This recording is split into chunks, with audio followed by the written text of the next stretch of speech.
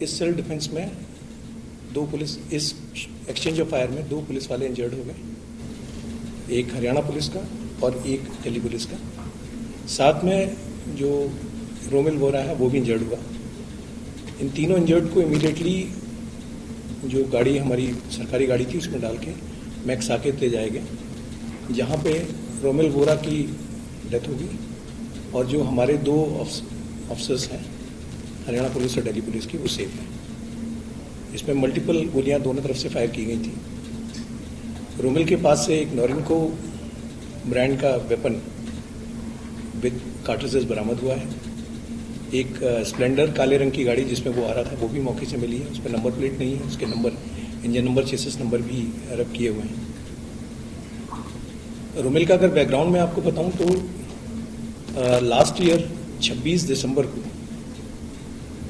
हरियाणा में एक यमुनानगर में ट्रिपल मर्डर हुआ था, जिसमें एक शराब व्यापारी पंकज मलिक और उसके साथ उसके दो एसोसिएट्स वीरेंद्र और अर्जुन मलिक, इन तीनों को बड़े ब्रूटली रोमिल और उसके दो एसोसिएट्स उन्होंने मारा था। शुभम पंडित और हेमंत, ये तीनों उसमें वांछित चल रहे थे, वांटेड चल रहे थे।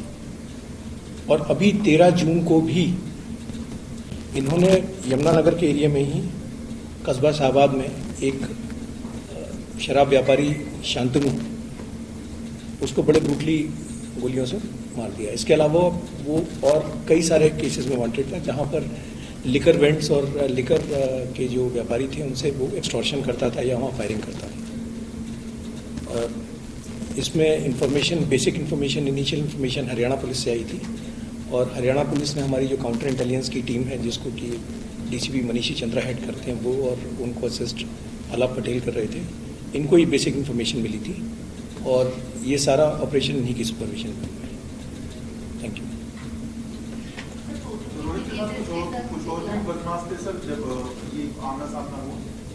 अभी तक की इन्वेस्टिगेशन में तो अकेला ही सामने आया है।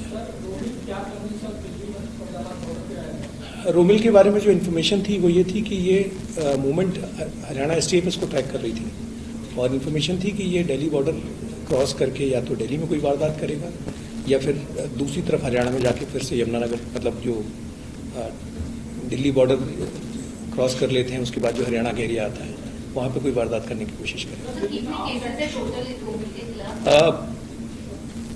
प्राइवेट फेसी जो अभी तक हमको पता चला है 9 केसेस करीब जिनमें ये पहले आ चुका है। देखिए, इस पूरे कार्टेल के पीछे हाथ है नौनी राणा का। नौनी राणा वीरेंद्र राणा और काला राणा का भाई है और ये नौनी राणा बाहर बैठा हुआ है और बाहर से बैठ के ये जितने लिकर के जो व्यापारी हैं, एक्साइज के व्यापारी हैं, उनसे एक्सटॉर्शन का अटेम्प्ट करते हैं, एक्सटॉर्शन करने की कोशिश करते हैं। और ये मर्डर्स जो हुए जिसमें ये ट्रिपल मर्डर और ये शांतनु का मर्डर, ये उसी अटेम्प्ट में इनके नेफेरियस एक्टिविटीज़ थी, उसी लिए ये मर्डर किए गए थे। ये यंग लड़का, ये तो अभी पिछले 1-1.5 साल से ही एक्टिविटी में आया है, लेकिन नौनी राणा काफ़ी टाइम से एक्टिव है। वीरेंद्र राणा और काला राणा को भी मनीषी चंद्रा साहब की टीम ने ही अरेस्ट किया था। एक थाईलैंड से अरेस्ट करके लाए थे, वो एक बहुत अच्छा ऑपरेशन था। तो उसके बाद काफ़ी टाइम तक इस गैंग पे लगाम लग गई थी। उसके बाद ना अभी हाल फिलहाल से फिर इसका भाई जो है ये बाहर डंकी के रूट से चला गया और फिर ये बाहर जाके वहाँ से एक इस तरह की हरकतें करता है। ये एक बेसिकली मैसेज है कि जो बाहर बैठ के गैंग चला रहे हैं वो ये ना समझें कि वो इस तरह की एक्टिविटीज़ करके सुरक्षित है। कानून जो है वो उन तक भी पहुँचेगा।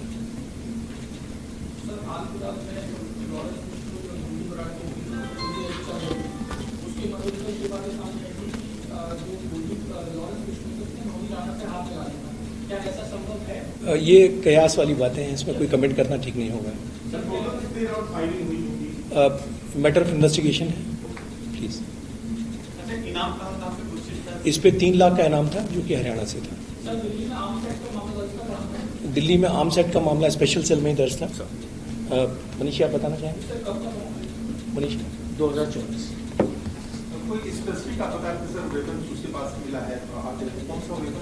ये एक नॉरिंको वेपन है, आप बताएंगे?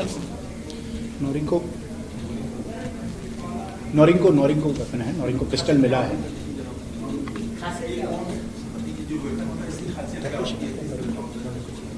ये एक टर्किश वेपन है।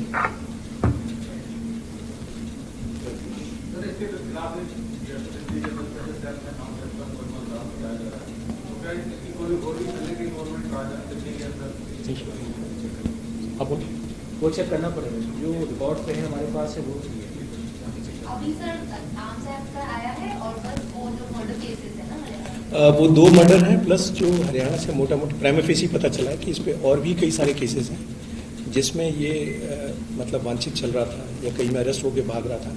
तो that is matter of investigation. अभी it is too early to comment exactly. हाँ हाँ, वो बाकी केसेस का क्या स्टेटस है उसके बारे में हरियाणा पुलिस बेटर बता पाएगी। सर वीरेंद्र और काला भी तो बंद है ना जेल में? वीरेंद्र एक ही आदमी है, वीरेंद्र उर्फ काला राणा। उसकी लोकेशन के बारे में कहते हैं कनाडा और यूएस के बीच में शिफ्ट करता रहता है, एग्जैक्टली नहीं कहा जा सकता। इसमें एक चीज़ और मैं आप लोगों को ऐड करना चाहूँगा, क्योंकि आपने ये बाहर की बात कही। नए बीएनएस में ये प्रोविजन है इन एब्सेंशिया ट्रायल का।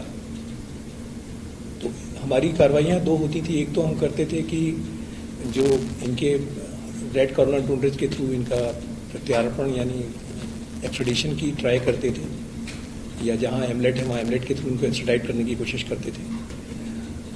उसके साथ साथ एक इम्पॉर्टेंट चीज़ आ गई है नए बीएनएस में कि आप इन एब्सेंशिया ट्रायल कर सकते हैं।